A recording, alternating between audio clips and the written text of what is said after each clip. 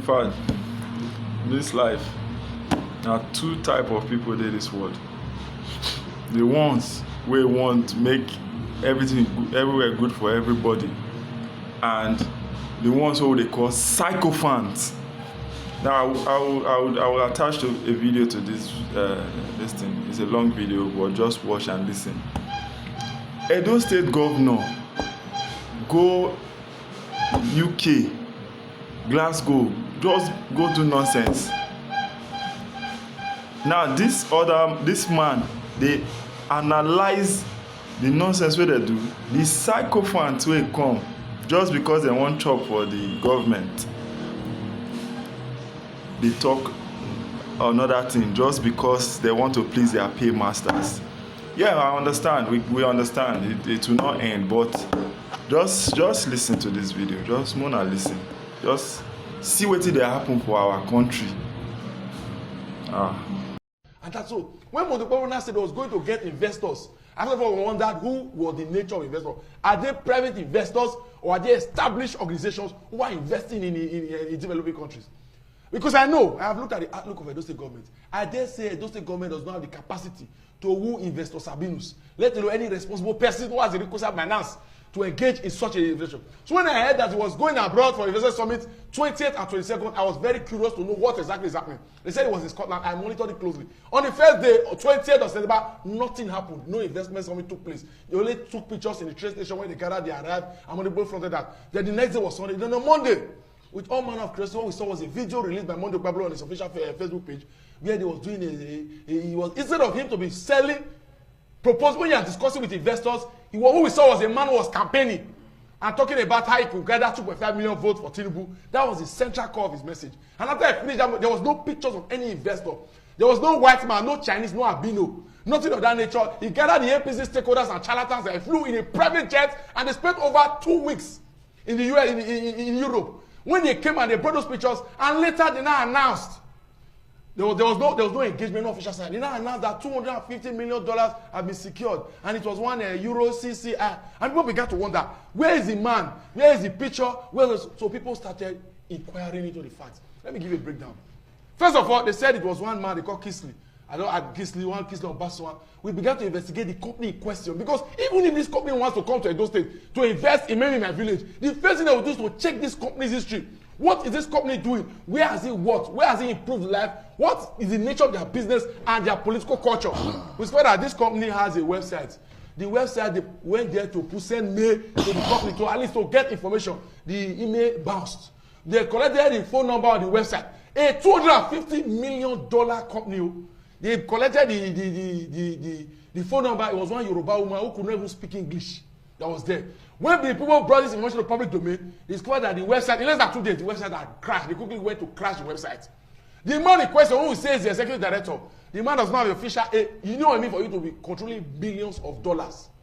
The man does not have an official LinkedIn account. He's not known for any credible business. All he does is to be traveling abroad from one country to another, collecting titles and awards. He was at one time a board chairman of one cooperative and agricultural mechanization. Later, they say he was the chairman, Institute of International Peace. Now they say he's the executive director. I have called people to ask who exactly is this, because he's a Benin man. They say the man can be best described as a native doctor who does frivolous crimes abroad. He had done similar ones in the United States of America, where he was almost catched and he flew away. He can't go to USA. The same man, they said, wants to give Edo State $250 million. And I dare say the man was so irresponsible that he could not attend the investment summit. That investment summit, the man who came from Zoom. That $250 million investment is a Zoom investment. The man appeared on Zoom, and how can a company want to invest $250 million for crying out loud? God knows what $200 million is. And nobody from the company is responsible enough to come to the place where the summit is taking place. The man was hiding in Third Junction in Upper Sagbomba on that Zoom meeting. And he now went there. Imagine a man who is the investor. He was also the the guest speaker of the event. After I finished Jamari correctly, talking left, talking right without any summary, he now said, I will give you, my company has sent me, they restricted me for me to bring $250 million to Edo State. And everybody started clapping. In a dinner that they have, they just went dinner, they had a spokesman. After the spokesman came to talk, cluelessly and helplessly, he pledged $250 million that he does not have. That man does not have 250 million naira, let alone dollars. It's a pity that I don't say government at this age and time. See, there are many things that can go wrong. Before I entered this government, I was a development worker. I've worked as officer, advocacy officer. I've done development, as freelance and development officer. I went into government as special advisor to Colin Obaseki. I have advised a man as critical as Obaseki. He appointed me not on political consideration, based on competence and character. After that, I speak to you now. I'm doing a program it's a World Bank sponsored program on development. There is nothing about development that can tell me. I know it blue black. And as I tell you, that $250 million is a clear sham. For me, it's irritating that the Edo State government can gather together and decide to deceive us with such a shallow scheme, such a pedestrian scheme. Do you know how many times Nigerians have been defrauded by this kind of fraudulent governments who just come on board and concoct all manner of rubbish? Well, sorry, Shedrack. No, I must cut in there. You must be no, very civil in your presentation. This took place over 8 years. You can't say the state government is a fraudulent government. You can't say that. Okay, is it a fraudulent government? Okay, this investment is a fraudulent investment. Because you can't say that because you don't even have the statistics, and it shouldn't be said of you. Because let's get to you. Despite the fact that he sees it as a sham, there's need for us to, take government statements seriously, and there's need for us to also critique what government says about this. How do you defend the fact that he said this deal is a sham? Mr. Philip, you see, in this platform, there's an NBC code that is guiding us, and there are words in quotes you cannot use. There are words in quotes you cannot use to describe a government, a personality, or issues. You see, let me tell you, those who live in glass house, they don't throw stone. Because when you throw stone, you don't know what will happen. Yeah, but I want you to be objective. Just go straight. Of course, because you see, he said this Zoom investment is a sham. You see, that is his how own, can you defend the government of the day? Because we are about this. That is his own opinion. You see, the role of opposition in politics, in consonance with global best practice, is opposition. They are made for constructive criticisms. But it's very, very on the contrary what we see in Nigeria today. When you are in power, you work for your principle. When you are not in power, you strategize to work ahead of time so that you can reorganize your party. It is not by coming to social media or coming to TV station as reputable as this platform where we are to make statements that you cannot substantiate. Statements where you don't have statistics.